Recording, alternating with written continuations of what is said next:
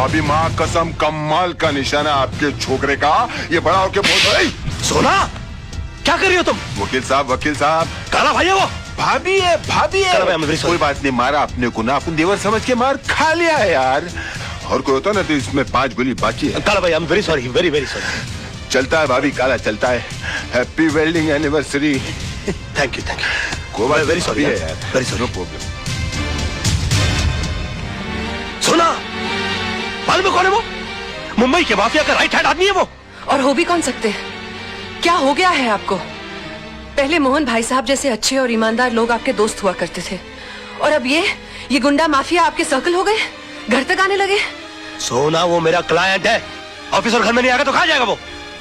पर इसका असर अब मेरे बेटे पे पड़ने लगा है। आज बंदूक चलाना सिखाए, कल बम बनाना सिखाएंगे। मैं इस घर में नहीं रह सकती। सोना चल बेटा। सोना सोना सोना सोना चलो सामान मान लो, सामान मान लो। मैं जा रही हूँ, तुम्हें खुशी हो रही है? खुश कैसे होऊंगा? बीवी चली जाएगी तो? बीवी बच्चे के साथ तो गृहस्थी होती है। मेरा सामान बांध दो ताकि मैं भी तुम लोग के साथ रहूंगा, पड़ा रहूंगा किसी कोने में। मुझे समझ में नहीं आता मैं तुम्हारे साथ कैसे रहूं। लेकिन मैं बताता हूँ ना, तुम मेरे साथ प्यार से रहो। देखो मैं हाथ नहीं जोड़ूंगा, मैं आ जाऊंगा तो तुम नीचे गिर जाओगे। चिंटू तू पापा कर। अरे नहीं। हाय मेरा बच्चा। आया मेरा तो कभी लाड नहीं करती तुम। हाय मेरा बेटा। अच्छा सुन बेटा, तुझे पक्का पता है डैडी यहीं आने वाले थे? हाँ मम्मी, उन्होंने यही कहा था कि वो अपने क्लाइंट के साथ सेंटर होटल में डिनर के लिए आने वाले। अच्छा चल बैठ जा, जूस पी। हाँ, पता नहीं कहाँ फंस गए होंगे। आदत से मजबूर। तारा मैं तुमसे बहुत नाराज हूँ। क्यों?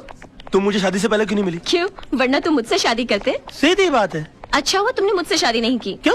वरना मैं अपनी वेडिंग एनिवर्सरी पर तुम्हारी बीवी की तरह इंतजार कर रही होती। मजाक करने की आदत नहीं जाएगी तुम्हारी। पीना। आओ। अक्सर मैं खाने के लिए यहीं पर आता हूँ, you know? What food you get here? Yeah. Beautiful place for beautiful people. Mummy daddy आ गए।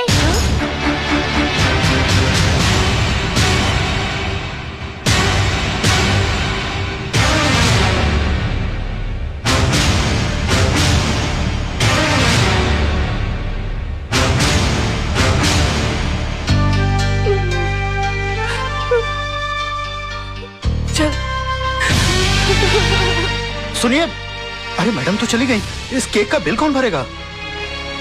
बिल मेरे नाम का फटा है भैया, तो मैं ही भरूंगा। हाय डैडी। कौन थी वो? तारा। कौन तारा? चड्डा की बीवी। चड्डा? कौन चड्डा? तुम चड्डा को नहीं जानती? मेरा क्लाइंट। तो क्लाइंट की बीवी का इस तरह सबके सामने हाथ पकड़कर क्या कर रहे थे आप? तो तुमने तो मेरा सिर्फ हाथ उसके हाथ में देखा, उससे पहले मेरा हाथ उसकी कमर में था। क्या? हाँ, और उससे कुछ देर पहले जबरदस्ती पकड़कर मैंने उसे अपने गाड़ी में ढकेल दिया। बेटा अंदर जा। अंदर नहीं जाएगा वो। अब जब उसने सब कुछ सुन ही लिया है तो पूरी सच्चाई गौर से सुनेगा हमारा चिंटू। सच्चाई? हाँ, सच्चाई जिसका तुम्हें पता नहीं। तारा और चड्डा साहब एक दूसरे को बहुत प्यार करते थे, हमारी तरह। उन दोनों की भी लव मैरिज हुई, हमारी तरह। मगर तारा का नसीब अच्छा नहीं है, तुम्हारी तरह, क्योंकि उसका पति बेवफा निकला। तारा ने चड्डा साहब को रंगे हाथों सेक्रेटरी के साथ पकड़ लिया, बात डिवोर्स तक पहुंच गई। और मैं नहीं चाहता था कि हमारे मैरिज एनिवर्सरी वाले दिन किसी का डिवोर्स हो जाए। वो इसलिए कि तारा के भी तो छोटे छोटे बच्चे हैं। चिंटू जैसा बेटा है, एक छोटी सी बेटी है जो ठीक से मम्मी पापा भी नहीं बोल सकती। अब तुम बताओ, अच्छा लगता है दो मासूम बच्चे माँ बाप की वजह से आपस में बट जाए? मैंने जबरदस्ती तारा को गाड़ी में बैठाया और हाथ पकड़कर चड्डा साहब से सेटलमेंट कराने के लिए मैं होटल में आया। अब मुझे क्या मालूम था कि पराई आग को बुझाते बुझाते मेरे खुद के हाथ जल जाएंगे और अपने बेटे के सामने उसकी माँ की अदालत में हम मुजरिम करार कर दिए जाएंगे।